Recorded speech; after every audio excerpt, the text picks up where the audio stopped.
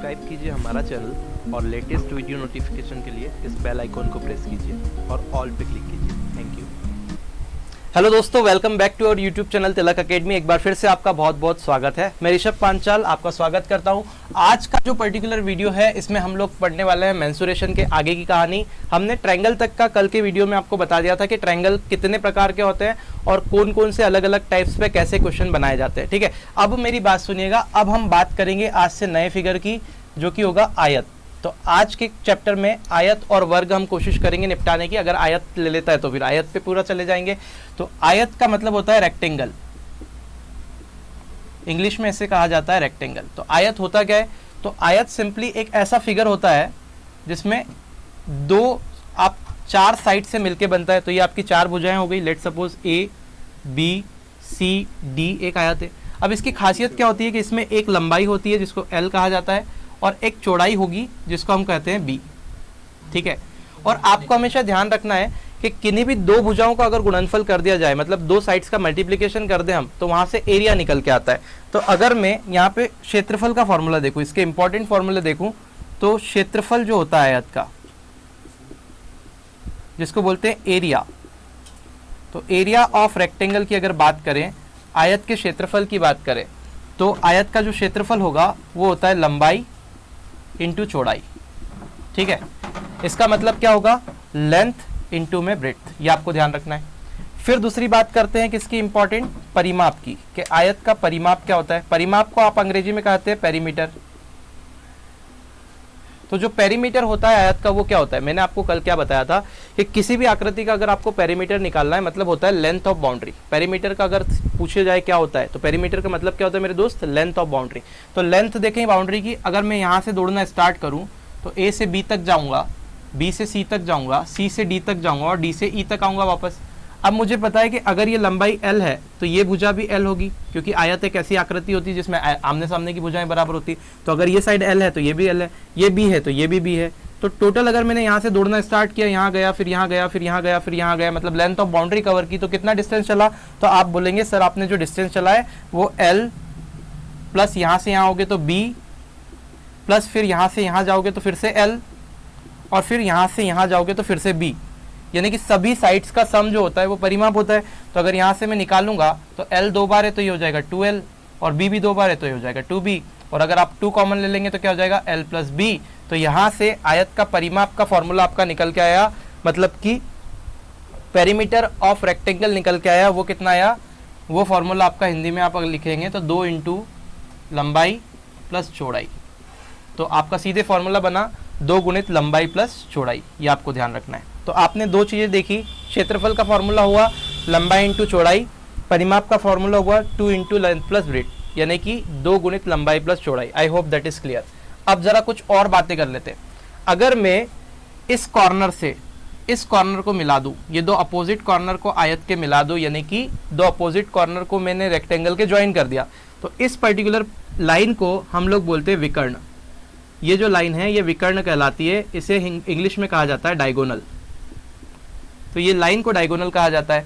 अब अगर मुझे लेंथ ऑफ डायगोनल निकालनी है आयत की, तो मैं यहां लिखता हूं लेंथ ऑफ डायगोनल। ठीक है, मतलब विकर्ण की लंबाई। तो इसके लिए भी आपको डायरेक्ट फॉर्मूला याद रखना है। जो विकर्ण की लंबाई होती है वो होती है under the root L square plus B square, मतलब कि रूट के अंदर स्क्वायर रूट किसका? लंबाई का स्क्वायर प्लस चौड़ाई का स्क्वायर। अब आप बोलेंगे कि सर आया कैसे? तो मैं बोलूँगा कि अगर आपको ये निकालना है तो सिर्फ देख लीजिए 1 मिनट के लिए कि आया कैसे। तो मैं क्या कर रहा हूँ, एक आपको ट्रायंगल दिख रहा होगा DBC। ये DBC में ये कोण 90 डिग्री बन रहा है। तो आप देख रहे हैं ये एक समकोण त्रिभुज बन रहा है। इस समकोण त्रिभुज में अगर आप कर्ण का वर्ग, ये क्या बन रहा है? विकर्ण जो है वो हाइपोटेनियस बन रहा है। तो अगर मैं ऐसा लगा दूँ h square equal to P square plus B square, तो आप बोलेंगे ये पाइथागोरस प्रमेय हो गई कल जो बताई थी। तो अगर इसको लगा दिया जाए तो h square equal to P कितना बन रहा है? परपेंडिकुलर, ये B बन रहा है, P की जगह तो B स्क्वायर कर दिया, और बेस की जगह L बन रहा है तो L स्क्वायर कर दिया। और अगर h की वैल्यू यहाँ से निकालूंगा मैं, तो ये स्क्वायर लगा है तो यहाँ हटाएंगे तो रूट लग जाएगा। तो अल्टीमेटली h की value under the root B square plus L square बन गई, यानी कि ये देखो ये लिखा हुआ है L square plus B square, वही बात आ गई। तो आप ऐसे निकाल सकते हैं, लेकिन आपको निकालने पे ध्यान नहीं देना है, आपको सीधे फॉर्मूला याद रखना है। तो 3 फॉर्मूले हमने देखा, पहले तो ये देखा कि आयत का जो पहले आयत का क्षेत्रफल देखा लंबाई इंटू चौड़ाई होता है, फिर हमने देखा आयत का परिमाप क्या होता है। तो आयत का जो परिमाप होता है 2 इंटू लंबाई प्लस चौड़ाई होगा, मतलब चारों भुजाओं का योग होगा। फिर अगर मुझे बोले कि विकर्ण की लंबाई क्या होती है तो वो होगी under the root L square plus B square. ये आपको ध्यान रखना है, ठीक है। अब अगर ये आपको पिक्चर क्लियर है तो हम चलते हैं कुछ क्वेश्चंस की ओर और देखते हैं कैसे हम क्वेश्चंस को बना सकते हैं, ठीक है। तो इसका स्क्रीनशॉट ले लीजिए आप, तीनों फॉर्मूले जो हैं बहुत इंपॉर्टेंट है, काम के हैं, ठीक है। I hope that is clear, आपको याद रहेंगे। अब मैं इसको यहाँ से हटा रहा हूँ। देखिए पहला क्वेश्चन अगर आप देखें स्क्रीन पे तो क्या दिखाई दे रहा है, किसी आयत का परिमाप जो है वो 56 सेंटीमीटर है, तो उसकी लंबाई 15 सेंटीमीटर है, तो आयत का क्षेत्रफल निकालो। आपको क्या दे रखा है कि परिमाप एक आयत का वो कितना है 56 सेंटीमीटर, और उसकी जो लंबाई आपको दे के रखी है वो आपको गिवन है कितनी 15 सेंटीमीटर। तो आपको निकालना क्या है, एरिया निकालना है। अब मेरी बात सुनना, परिमाप में कितना होता है तो आप बोलेंगे 2 इंटू लेंथ प्लस ब्रेड्थ। अभी हमने देखा 2 गुणित लंबाई प्लस चौड़ाई जो होता है वो परिमाप होता है। तो ये परिमाप की वैल्यू आपको दे रखी 56, तो इसको मैंने सीधे 56 रख दिया। अब इस 2 से अगर इसको काटेंगे तो 2 दूना 4 और 8 16 यानी कि 28 आ गया। मतलब L प्लस बी की वैल्यू सीधे 28 मिलेगी। कुछ भी नहीं करना है, थोड़ी देर रुक जाओ, अभी मुझे बता लेने दो, फिर मैं इसका शॉर्ट बता दूंगा कि कैसे आपको दिमाग में ही क्वेश्चन हो जाएगा। तो L प्लस बी की वैल्यू 28 मिल गई। अब आपको पता है इसमें से जो लंबाई है वो तो 15 है, मतलब L की वैल्यू तो कितनी है 15 है, तो यहाँ पे अगर 15 रख देंगे तो 15 L की जगह 15 रख दिया, प्लस में B बराबर में 28 हो गया। तो यहाँ से B की वैल्यू कितनी हो जाएगी 28 माइनस 15, और जब आप इसको सॉल्व करेंगे तो B की वैल्यू निकलने वाली है यहाँ से 3 और यहाँ से 1 यानी कि 13। तो आप यहाँ पे देख रहे हैं बहुत आसानी से कि जो उसकी चौड़ाई है वो 13 आ गई।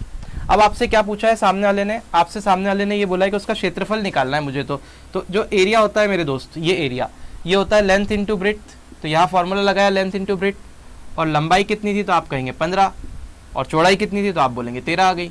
और 13 में अगर 15 का मल्टीप्लाई कर दिया जाए तो यहाँ से एरिया आ जाएगा। अब मुझे बता दो कोई 13 में 15 का मल्टीप्लाई करके कितना होगा, 13 पंजे 65 यानी कि 5 आया, या 6 बचा, 13 एकम 13 और 6 कितना 19, यानी कि 195 सेंटीमीटर स्क्वायर जो होगा वो इस रेक्टेंगल का एरिया होगा। I hope that is clear, ये आपको क्लियर हो गया होगा, ठीक है। तो इस तरह से आपको क्वेश्चन को बनाना है। अब मैंने जैसे ही देखा कि आयत का परिमाप दे रखा है, तो अगर मैं परिमाप को आधा करूंगा तो लंबाई और चौड़ाई का योगफल निकल जाएगा, L प्लस बी निकल जाएगा। ये आपको चीज़ें ध्यान रखनी है सीधे सीधे कि अगर कहीं परिमाप दे रखा है आयत का, पेरीमीटर आपको आयत का बोल दिया, मतलब रेक्टेंगल का पेरीमीटर आपका शब्द आ गया और उसकी वैल्यू दे दी, तो आप ये ध्यान रखना सीधे सीधे आपके दिमाग में कि उसको जैसे ही हाफ करोगे, क्योंकि 2 इंटू एल प्लस बी 56 होता है, तो उसको जैसे ही आप आधा करोगे तो आपके पास में सीधे सीधे निकलेगा आयत की लंबाई और चौड़ाई का योग, ठीक है। अगर उसमें से कुछ दे रखा है तो फिर हम सॉल्व कर सकते हैं, ठीक है। तो I hope that is clear, ये समझ में आ गया होगा। अब आगे बढ़ते, नेक्स्ट क्वेश्चन देखो जरा। सेकंड वाला क्वेश्चन क्या बोला है, एक आयत का विकर्ण 25 सेंटीमीटर है और लंबाई 20 सेंटीमीटर है, तो आयत का क्षेत्रफल ज्ञात कीजिए। अब मुझे पता है विकर्ण जो आयत का है वो 25 सेंटीमीटर है। अब एक चीज और मुझे पता है कि जो विकर्ण होता है वो होता है under the root L square plus B square. अभी मैं फॉर्मूला पढ़ के आया हूँ और इसकी वैल्यू 25 है। तो अगर मैं दोनों साइड स्क्वायर कर देता हूँ तो आप क्या कहेंगे कि भाई स्क्वायर तो कर दो, कोई दिक्कत नहीं है। तो मैंने स्क्वायर कर दिया तो ये हो जाएगा L square plus B square, रूट लगा हुआ है और इसका स्क्वायर कर देंगे, और यहाँ 25 का स्क्वायर करेंगे तो 25 इंटू 25 लिखो इसको आप, 25 इंटू 25, या फिर स्क्वायर कर दो तो 625 हो जाता है, कोई दिक्कत नहीं है। ये कर दिया। अब मेरी बात ध्यान से सुनना, अगर मैं ये स्क्वायर करूंगा तो ये रूट हट जाएगा, मतलब यहाँ बचा L square plus B square बराबर 625। अब मेरी बात जरा ध्यान से सुनिएगा, आपसे क्या बोल रखा है कि लंबाई उसकी 20 सेंटीमीटर है, मतलब जो आयत की लंबाई आपको है वो 20 सेंटीमीटर दे के रखी है, ऑटोमेटिक चीज़ें कनेक्ट होती जाएगी। लंबाई अगर 20 सेंटीमीटर है तो इस L की जगह मैं 20 डाल सकता हूँ। तो अगर आप 20 डालेंगे तो ये हो जाएगा 20 का स्क्वायर प्लस बी स्क्वायर बराबर में 625, और अगर आप यहाँ से इसको आगे सॉल्व करेंगे तो 20 का स्क्वायर होता है 400, और ये जो 400 बनेगा ये उधर जाके घटेगा 625 में से तो बचेगा 225, और बी स्क्वायर की वैल्यू अगर 225 है तो आपको मैंने जो लिस्ट दी थी अगर वो याद नहीं करिए तो रोक लो वीडियो को, उस लिस्ट को देख लो एक बार, स्क्वायर और स्क्वायर रूट वालों की याद होना चाहिए। तुम एग्जाम में देने जाओगे और तुम्हारे पास औजार ही नहीं, हथियार ही नहीं है, तो मारोगे कैसे क्वेश्चंस को, ठीक है। तो बी स्क्वायर की वैल्यू निकालेंगे तो B equal to under the root 225, और जो √225 होता है वो 15 का होता है, ये 15 का स्क्वायर होता है 225, तो यहाँ पे क्या हो जाएगा, b की वैल्यू 15 आ गई।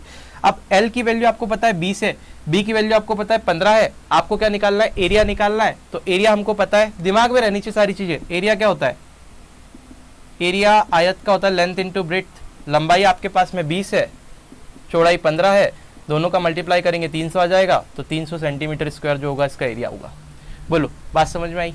तो इसका एरिया निकालने का बोले 300 सेंटीमीटर स्क्वायर लगा दो, खत्म हो गई बात, है ना। छोटे छोटे क्वेश्चन नहीं बता रहा हूँ कि लेंथ दे दी, ब्रेड्थ दे दी, एरिया तो बच्चा भी निकाल लेगा। ठीक है, क्लियर है, कोई दिक्कत तो नहीं है। चलो भाई आगे बढ़ जाए, ले लो फोटो ले लो। ठीक, आगे बढ़ते हैं। जो प्रश्न एग्जाम में पूछे जाते हैं, जिस तरह के प्रश्न पूछे जाते हैं, सब कुछ कवर हो जाएगा बिल्कुल फ्री में, कोई पैसा देने की ज़रूरत नहीं है। पैसा दे के जिसने कोर्स खरीदा है वो भी देख लेना, आप लोग वहाँ पे भी देख लो और फिर यहाँ पे भी देख लो, कंपेयर भी कर लेना, फिर मेरे को बताना कमेंट करके मज़ा आ रहा है कि नहीं आ रहा है। ठीक है, चलो अब देखते हैं थर्ड वाला क्वेश्चन, क्वेश्चन नंबर 3। अच्छा एक मिनट, अगर वीडियो अच्छा लग रहा है तो 5 सेकंड निकाल के इसको शेयर जरूर कर देना अपने दोस्तों में। ठीक है, चलो थर्ड क्वेश्चन देखते हैं, तुमको डिस्टर्ब किया सॉरी उसके लिए। एक आयताकार खेत की लंबाई और चौड़ाई में 3:2 का अनुपात है, यदि खेत का परिमाप 100 मीटर है तो उसकी लंबाई ज्ञात करना है। क्वेश्चन नंबर 3 देखो जरा, थोड़ा आराम से आ जाते हैं, धीरे आ जाते हैं। एक आयताकार खेत की लंबाई और चौड़ाई में अनुपात कितना है, 3:2। 3:2 का रेशो है, ये लेंथ है और ये ब्रेड्थ है। लंबाई और चौड़ाई का रेशो 3:2 है, इतनी बात समझ में मुझे आ गई। और उसका परिमाप जो है 100 मीटर है। तो मैंने बोला जैसे ही परिमाप 100 मीटर दिखे, मतलब आपको पता है कि लेंथ और ब्रेड्थ का जो सम होगा वो 50 होगा, 100 का आधा होगा। अभी मैंने बताया पिछले क्वेश्चन में कि जैसे ही परिमाप लिखा हुआ दिखे उसका आधा कर दो तो लेंथ प्लस ब्रेड्थ आ जाता है।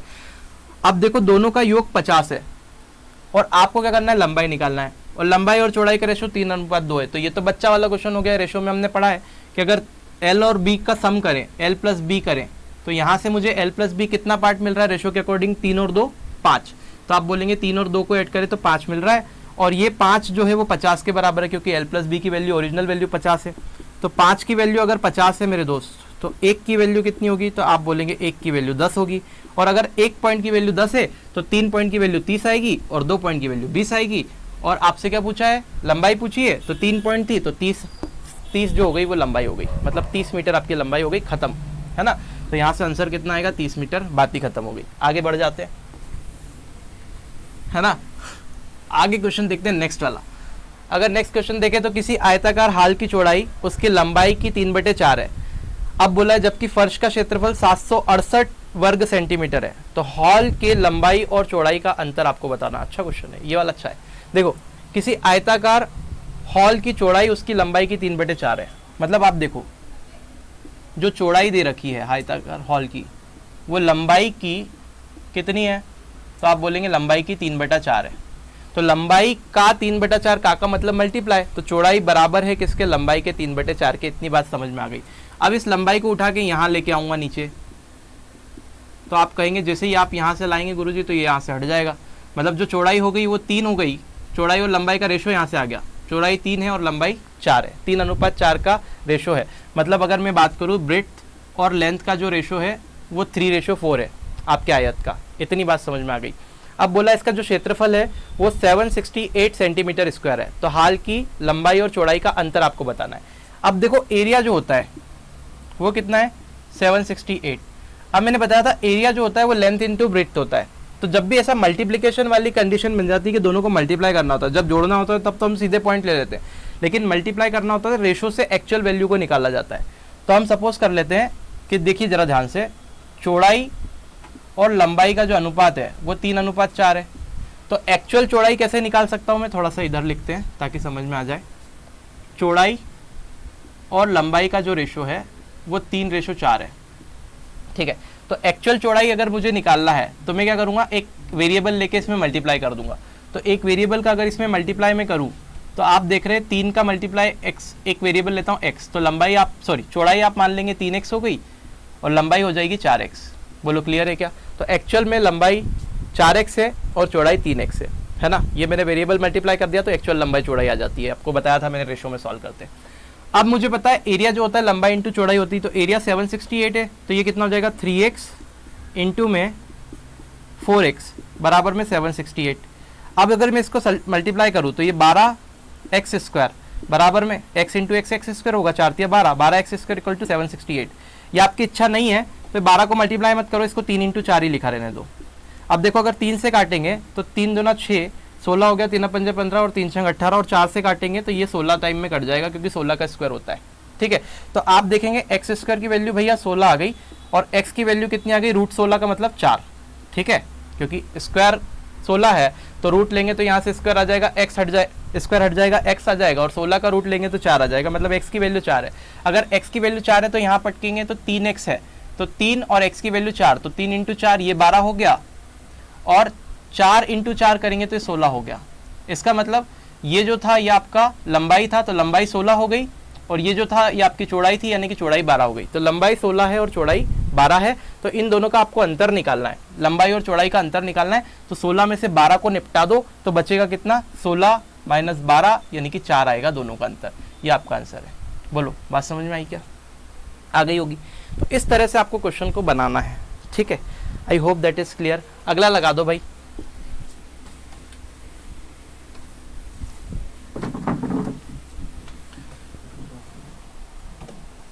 ठीक है, नेक्स्ट क्वेश्चन लग गया, वर्ग आ गया अभी। चलो ठीक है, वर्ग पढ़ते, 1-2 सेकंड का पॉज लेके वर्ग पढ़ते। ये फोटो थोड़ी सी देर हट जाए तो हम वर्ग स्टार्ट कर देते। ठीक है भैया, अब यहां पे देख लेते हैं हम लोग, वर्ग की बात करते। तो वर्ग क्या होता है, एक ऐसी आकृति होती है जिसमें चारों भुजाएं बराबर होती है। तो आप देखेंगे ये एक ऐसी आकृति जिसमें चारों भुजाएं बराबर है, यानी कि अगर ये साइड a है तो ये भी a होगी, ये भी a होगी, ये भी a होगी, तो ये आकृति वर्ग हो गई। अब सबसे पहले हम बात करेंगे क्षेत्रफल की, कि वर्ग का क्षेत्रफल क्या होता है। तो वर्ग का जो क्षेत्रफल होता है वो होता है दो कोई भी लंबाइयों का गुणनफल, लंबाई इंटू चौड़ाई, जैसे आयत का क्षेत्रफल होता था। तो इसमें क्या है, लंबाई भी a है और चौड़ाई भी a है, तो वर्ग का क्षेत्रफल भी लंबाई गुणित चौड़ाई आप कर सकते हैं। तो ये a इंटू a आप करो, तो a इंटू a करेंगे तो कितना जाएगा, a स्क्वायर। मतलब आप इसे बोल सकते हैं a स्क्वायर यानी कि भुजा का वर्ग। तो जो क्षेत्रफल होता है वर्ग का, जो क्षेत्रफल होगा वो होगा a स्क्वायर। a स्क्वायर मतलब साइड का स्क्वायर, जो भी इसकी साइड है स्क्वायर की उसका स्क्वायर, है ना। या फिर आप बोलेंगे भुजा का वर्ग, जो भी भुजा है उसका वर्ग, कैसे भी आप लिखो, बात एक ही है। तो क्षेत्रफल a स्क्वायर हो गया। अब हम क्षेत्रफल का मतलब क्या होता है, एरिया होता है इंग्लिश में, है ना, एरिया ऑफ स्क्वायर।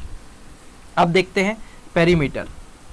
तो पेरीमीटर ऑफ स्क्वायर की बात करें तो स्क्वायर का पेरीमीटर अगर बात करें, पेरीमीटर को हिंदी में कहा जाता है परिमाप।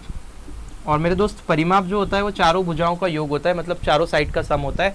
तो a plus a plus a plus a, तो कितना हो जाएगा, a plus a plus a plus a यानी कि 4 है, 4 गुणित भुजा। तो आप इसको ऐसा भी लिख सकते हैं 4 इंटू साइड, या फिर हिंदी में लिखे तो 4 गुणित भुजा, एक ही बात है।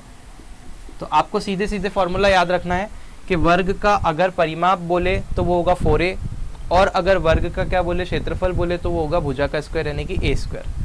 अब एक चीज़ होती है विकर्ण की लंबाई, ये विकर्ण होता है। जैसे कि मैंने अगर ये p q r s एक स्क्वायर बना दिया और इसका विकर्ण मुझे देखना है, तो इस पॉइंट को, इस सामने वाले कॉर्नर को इससे अगर मिला दूँ तो ये विकर्ण होगा। अगर मैं इससे इसको मिला दूं तो ये भी विकर्ण होगा, 2 विकर्ण हो सकते हैं इसमें, है ना। तो आपको ये भी ध्यान रखना है कितने विकर्ण हो सकते हैं वर्ग आयत में, तो 2 विकर्ण हो सकते हैं। तो आप किसी भी, दोनों विकर्ण आपस में क्या होते हैं, बराबर होते हैं। वर्ग के भी दोनों विकर्ण आपस में बराबर होते हैं, आयत के भी दोनों विकर्ण आपस में बराबर होते हैं। ये कल मैं बता चुका था जब मैंने फिगर समझाए थे। अब जरा देखिए परसों वाले वीडियो में। अब यहाँ पे देखो विकर्ण की लंबाई अगर मुझे निकालनी है तो ये भी a है, ये भी a है, और ये एंगल वर्ग में भी 90 डिग्री बनता है। तो यहाँ पे मैं पाइथागोरस थ्योरम लगा सकता हूँ। लेट सपोज विकर्ण मेरा h हाइपोटेनियस बन रहा है, ये परपेंडिकुलर बन रहा है, ये बेस बन रहा है। तो पाइथागोरस थ्योरम क्या बोलती है, h square equal to P square plus B square होगा। और अगर h स्क्वायर की वैल्यू निकालेंगे तो पी स्क्वायर यानी कि ये इस त्रिभुज में मैं पाइथागोरस थ्योरम लगा रहा हूँ, है ना, QRS में। तो आप देखेंगे h square equal to perpendicular ये बना a, तो a स्क्वायर, बेस भी a बन रहा है तो a स्क्वायर, तो आप बोलेंगे h स्क्वायर इक्वल टू हो जाएगा 2a स्क्वायर, है ना। और अगर मैं h की वैल्यू यहाँ से निकालूं तो आप क्या बोलेंगे, h की वैल्यू जो हो जाएगी under the root 2a square होगी। और अगर h की value under the root 2a square है तो सॉरी h स्क्वायर की वैल्यू होगी, ये स्क्वायर लगाना, हाँ सही है, सही है। h स्क्वायर की वैल्यू 2a स्क्वायर है तो h की वैल्यू क्या होगी, उधर रूट लग गया। तो आप देखेंगे ए स्क्वायर है, ए इंटू ए, तो ए तो बाहर आ जाएगा, तो एच इक्वल टू क्या बचेगा, ए रूट टू, या फिर इसको आप लिख सकते हैं H equal to root two A, root two को आगे लिख के ए को पीछे लिख सकते हैं। तो ये जो हाइपोटेनियस होगा यही विकर्ण होगा। तो वर्ग का जो विकर्ण होता है, विकर्ण की लंबाई, यहाँ पे आप लिख लीजिए विकर्ण की लंबाई, इंग्लिश में इसे कहा जाता है length of diagonal, length of diagonal. मेरे दोस्त लेंथ ऑफ डायगोनल जो होता है वो होता है रूट टू है, ये हमने निकाल लिया, या फिर ए रूट टू आप बोलो, कैसा भी बोलो कोई दिक्कत नहीं है। तो रूट टू ए लिखो या ए रूट टू लिखो, बात एक ही है ना। तो ये कुछ फॉर्मूले हैं जो आपको याद रखना है, क्लियर है, कोई प्रॉब्लम नहीं होना चाहिए इसमें। तो ये फॉर्मूले हो गए। अब हम वर्ग के क्वेश्चंस देखेंगे एक एक करके। तो 3 फॉर्मूले मेजर है। क्षेत्रफल क्या होता है, तो मैं बोलूँगा ए स्क्वायर होता है, परिमाप अगर पूछे तो कितना होता है तो आप बोलेंगे 4a होता है, और अगर विकर्ण की लंबाई पूछे तो रूट 2a होती है, बस खत्म, है ना। अब हम आ जाते हैं क्वेश्चंस पे, लगा दीजिए क्वेश्चन। देखिए फर्स्ट क्वेश्चन देखते हैं, स्क्रीन पे आ गया होगा आपकी। तो पहला क्वेश्चन देखते हैं हमारी स्क्रीन पे क्या दे के रखा है। देखिए पहला क्वेश्चन क्या दे रखा है, किसी वर्गाकार खेत की भुजा 45 मीटर है तो खेत का क्षेत्रफल ज्ञात कीजिए। देखो भुजा यानी कि ए, एक वर्गाकार खेत है, बहुत आसान है, ए इसकी भुजा होती है, सारी भुजाएं बराबर है। तो ए की वैल्यू कितनी है, एक भुजा यानी कि 45 सेंटीमीटर, तो ए की वैल्यू 45 हो गई। अगर मेरे दोस्त ए की वैल्यू 45 है तो एरिया जो होता है वो होता है ए स्क्वायर, ए स्क्वायर यानी कि 45 का स्क्वायर हो गया, और 45 का स्क्वायर हो जाएगा 45 इंटू 45, जब स्क्वायर करते हैं तो 55 25 और 4 पंजा 20, 20 25 आएगा। तो यहाँ अल्टीमेटली आंसर क्या हो गया, 20-25 सेंटीमीटर स्क्वायर, या फिर मीटर स्क्वायर, जो भी दे रखा है, मीटर में दे रखा है तो मीटर स्क्वायर होगा, ठीक है। तो आपका जो उत्तर होगा वो कितना होगा, 20-25 मीटर स्क्वायर। आगे बढ़ जाते हैं, अगला प्रश्न देखते हैं। तो बहुत ही आसान क्वेश्चन था, लेना ही नहीं था, पर ठीक है ले लिया तो ले लिया। एक वर्गाकार मैदान का क्षेत्रफल 16 एयर है तो उसकी भुजा ज्ञात करनी है। तो 16 एयर जो है, एयर जो है वो क्षेत्रफल को नापने की इकाई है। तो 16 एयर मतलब कि क्या होगा, क्षेत्रफल, तो वर्ग का क्षेत्रफल है, वर्ग का क्षेत्रफल है, मतलब ये जो गिवन है ये एरिया ऑफ स्क्वायर गिवन है। तो एरिया ऑफ स्क्वायर 16 है, तो आप बोलेंगे एरिया ऑफ स्क्वायर होता कितना है, तो आप बोलोगे सर ए स्क्वायर होता है, और ए स्क्वायर की वैल्यू 16 है, तो आप बोलेंगे ए की वैल्यू कितनी हो जाएगी, तो आप बोलेंगे दोनों साइड रूट ले लो, तो root 16 equal to root A square. इससे ये कैंसिल हुआ, यानी कि ए की वैल्यू कितनी आ गई, रूट 16, और रूट 16 का मतलब क्या हो गया, 4। तो भुजा कितनी है, 4 एयर। तो आपको ये ध्यान रखना है कि भुजा बतानी थी तो 4 एयर आ गई। ये बड़ा सिंपल क्वेश्चन है, ठीक है। अभी मैं आगे क्वेश्चन भी बढ़ाऊंगा कैसे करना है, अभी ये सिंपल समझ लो कि क्या क्या लगा रहे हैं। अब देखते हैं अगला प्रश्न, क्वेश्चन नंबर 3। किसी वर्ग का क्षेत्रफल 256 वर्ग मीटर है तो उसके विकर्ण की लंबाई ज्ञात कीजिए। देखो ये अच्छा है थोड़ा सा क्वेश्चन। क्षेत्रफल यानी कि होता है एरिया, और वो होता है ए स्क्वायर। ए स्क्वायर की वैल्यू दे रखी है 256, तो मुझे पता है 16 का स्क्वायर होता है, तो ए की वैल्यू सीधे आप बोलोगे सर 16 हो जाएगी। क्यों, क्योंकि रूट ले लेंगे तो ये 16 आ जाएगा। अगर ये ए 16 हो गया मतलब ये एक भुजा हो गई 16। अब आपको पता है जो विकर्ण होता है वर्ग का विकर्ण, उसकी लंबाई अगर आपको निकालना है तो विकर्ण होता है ए रूट 2, अभी हमने देखा। तो आपको पता है ए तो 16 है, तो 16 लग दिया, ए की जगह 16 रख दिया, और ये हो गया रूट 2। तो ए रूट 2 यानी कि 16 रूट 2 जो हो गया, इसका विकर्ण की लंबाई हो गई 16 रूट 2 मीटर। यही आपका आंसर है, विकर्ण की लंबाई पूछी थी तो 16 रूट 2 आंसर आ गया। बड़े छोटे छोटे से और आसान क्वेश्चन आते हैं, लेकिन कुछ अगर आपको समझ में नहीं आ रहा, फॉर्मूला नहीं पता है तो आप नहीं बना पाएंगे, ठीक है। आगे बढ़ जाते हैं। क्वेश्चन क्या बोला हुआ है, 2 वर्गों के क्षेत्रफल का अनुपात 9:1 है तो उनके परिमाप का अनुपात ज्ञात करना है। देखो क्षेत्रफल का रेशो, क्षेत्रफल का अनुपात 2 वर्ग का, आप मान लो ये पहला वर्ग है, यहाँ पे एक पहला स्क्वायर है और एक दूसरा स्क्वायर है। इसके एरिया का रेशो कितना है, 9:1। अब एरिया क्या होता है मेरे दोस्त, लेट सपोज इसका एरिया A1 है, मतलब पहले वर्ग की भुजा आप मान लो कि A1 है और दूसरे वर्ग की भुजा आप मान लो A2 है। तो ये फर्स्ट वाले स्क्वायर की भुजा हो गई, साइड हो गई A1, ये सेकंड वाले स्क्वायर की साइड हो गई A2। तो अगर मैं एरिया देखूं दोनों का एरिया, तो क्या हो जाएगा, फर्स्ट वाले स्क्वायर का एरिया निकालना है तो क्या हो जाएगा A1 स्क्वायर, सेकंड वाले स्क्वायर का एरिया निकालना है तो कितना हो जाएगा A2 स्क्वायर। मतलब एरिया का जो रेशो होगा, है ना, वही रेशो, उसका अगर स्क्वायर रूट ले लूँ तो साइड का रेशो हो जाएगा। देखो मेरी बात को बहुत ध्यान से सुनना, अगर एरिया का रेशो मुझे पता है कि क्या है, तो अगर मैं उसका स्क्वायर रूट ले लूँ तो साइड का रेशो मिल जाएगा, या फिर साइड का रेशो मुझे पता है जैसे साइड का रेशो मुझे पता है और उसका अगर स्क्वायर कर दें तो एरिया का रेशो मिल जाएगा। लेकिन मुझे पता क्या है, मुझे तो एरिया का रेशो पता है। एरिया का रेशो कितना है, 9:1 है। तो अगर मैं इसका स्क्वायर रूट कर दूं, मुझे यहाँ से यहाँ पे जाना है, एरिया से साइड पे जाना है, तो मुझे स्क्वायर रूट करना पड़ेगा। तो अगर मैं स्क्वायर रूट कर दूं तो साइड आ जाएगा। तो आप देखेंगे साइड का जो रेशो होगा वो क्या हो जाएगा, √9। रेशो में कितना, √1। तो अगर मैं इसको सॉल्व करूँ तो साइड का रेशो कितना हो जाएगा मेरे दोस्त, 3:1 हो जाएगा। तो 2 वर्गों की साइड का रेशो 3:1 है। तो आपको क्या करना है, उनके परिमाप का अनुपात बताना है, परिमाप का अनुपात। अब मुझे बताओ साइड अगर ये है तो परिमाप क्या होता है, देखो परिमाप क्या होता है, 4 इंटू भुजा होता है ना। तो साइड में 4 का मल्टीप्लाई करो तो परिमाप आ जाता है। 4 इंटू साइड होता है ना, तो 4 का मल्टीप्लाई साइड में करो तो परिमाप आ जाता है। तो अगर इसमें भी मैं 4 का मल्टीप्लाई कर रहा हूँ और इसमें भी 4 का मल्टीप्लाई कर रहा हूँ साइड में, क्योंकि इसकी साइड 3 है, इसकी साइड 1 है, दोनों में 4 का मल्टीप्लाई कर रहा हूँ और अल्टीमेटली लगा तो रेशो है। तो अगर सेम क्वांटिटी का मल्टीप्लाई करोगे तो रेशो लगे होने के कारण तो आगे जाके कट जाएगी। मतलब सीधे सीधे जो साइड का रेशो होगा वही पैरामीटर का रेशो होगा। मतलब पेरीमीटर का रेशो जो होगा, सिर्फ कंफ्यूज करने के लिए बोला है, वो 3:1 ही होगा। तो जो आंसर होगा वो 3:1 आएगा आपके पास में। ठीक है, I hope that is clear. समझ में नहीं आया तो थोड़ा पीछे करके देख लेना, आ जाएगा, बड़े अच्छे से बनाया हुआ है। आगे देखेंगे। देखिए अब आपसे क्या बोला एक क्वेश्चन, किसी आयत का परिमाप 60 सेंटीमीटर है। तो परिमाप दे रखा है 60 सेंटीमीटर और उसके क्षेत्रफल और लंबाई का अनुपात 12:1 है। तो आयत की लंबाई बतानी। देखो लंबाई और चौड़ाई L और B गिवन है, परिमाप 60 सेंटीमीटर है। तो आप मुझे बताइए कि अगर L प्लस B की वैल्यू निकालनी है तो कितनी आ जाएगी। तो आप बोलेंगे गुरुजी 30 आ जाएगी, 30 सेंटीमीटर। क्योंकि मैंने आपको बताया जैसे ही परिमाप आपको पता होता है तो इसका आधा करो तो लंबाई और चौड़ाई का योग मिल जाता है। तो लंबाई और चौड़ाई का योग 30 सेंटीमीटर। इतनी पिक्चर मुझे क्लियर हो गई भैया। अब बोला क्षेत्रफल और लंबाई का अनुपात 12:1 है। मतलब क्षेत्रफल बटे लंबाई अगर करूँगा आयत की तो मुझे कितना मिलेगा। तो आप बोलोगे 12/1 का रेशो मिलेगा। अब मुझे बताओ एरिया कितना होता है। तो एरिया जो होता है लंबाई इंटू चौड़ाई होता है और लंबाई का मतलब L है ना, और यहाँ 12/1 है। तो आप देखेंगे इस L से ये L तो कट गया, मतलब B की वैल्यू कितनी आ गई, 12।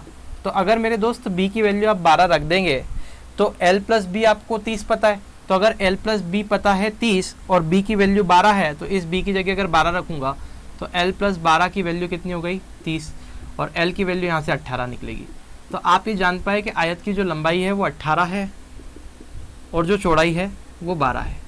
तो आपसे क्या पूछा गया था कि लंबाई कितनी है, आयत की लंबाई कितनी है। तो आपने यहाँ से जान लिया था कि 18 है, तो इसका जो उत्तर होगा वो 18 होगा। ठीक है, तो ये हमारा रेक्टेंगल और स्क्वायर यहाँ पे ख़त्म हो जाता है। ये क्वेश्चन हट जाए तो बहुत ही बढ़िया है। ठीक है, तो अगर आपको वीडियो पसंद आती है, क्षेत्रफल के फॉर्मूले आपके लिखे हुए हैं ऐसे कैसे ही, हम बता देते अगर ज़रूरत पड़ती तो। पर ठीक है, अगर आपको वीडियो पसंद आती है तो इससे ज़्यादा से ज़्यादा अपने दोस्तों में आपको शेयर करना है, और अच्छा लगता है तो आप लाइक कर सकते हैं वीडियो को। पहली बार देख रहे हैं, हमारे चैनल से जुड़कर तैयारी करना चाहते हैं, पूरा का पूरा प्लेलिस्ट का लिंक डिस्क्रिप्शन में फ्री ऑफ कॉस्ट आपको सारे वीडियो मिल जाएंगे। 75 के अप्रॉक्स मैंने अभी तक वीडियो डाल चुका हूँ मैं। लगभग हमारा सिलेबस जो है वो कंप्लीट होने को है, जेल प्रेरी वाला, और ये NTPC और ग्रुप डी के लिए भी उतना ही ज़्यादा इंपॉर्टेंट है। सारे क्वेश्चन आप उससे बना सकते हैं, कोई प्रॉब्लम नहीं आएगी, क्योंकि पूरा पढ़ाया हुआ है मैंने। ठीक है, तो अगर पहली बार चैनल को देख रहे हैं, सब्सक्राइब कर लीजिए, बेल आइकन आएगा उसको प्रेस करके ऑल पे क्लिक कीजिएगा ताकि आपको लेटेस्ट वीडियो का नोटिफिकेशन मिलता रहे। हम मिलेंगे नेक्स्ट वीडियो में, तब तक के लिए जय हिंद।